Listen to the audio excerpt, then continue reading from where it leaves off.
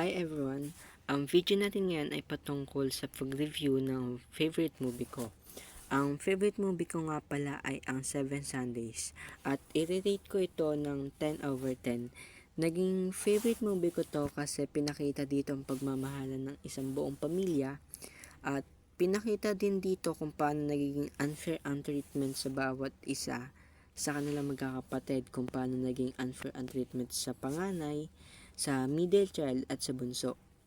Naging unfair ang sa movie ito, pinakita ang pagiging unfair treatment sa panganay sapagkat mas pinili ng panganay na magtrabaho, magsakripisyo para sa kanilang magkakapatid, para sa pamilya nila, dahil yung mga magulang nila pumunta ng ibang bansa para magtrabaho at yung panganay ang tumayo bilang padre de pamilya sa kanilang magkakapatid.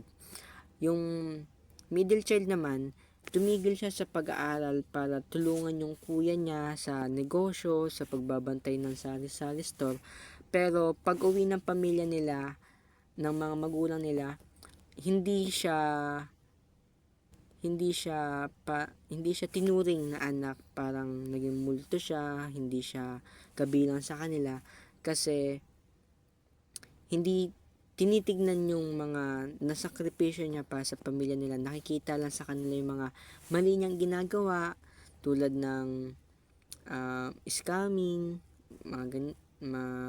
pagpapaloko sa mga ibang tao. Yung bunso naman nila, tanga sa pag-ibig, handang isugal yung pag-aaral para lang sa isang babaeng mahal niya, pero nauwi sa wala kasi yung babaeng mahal niya may mahal palang iba, tapos may anak pala sila.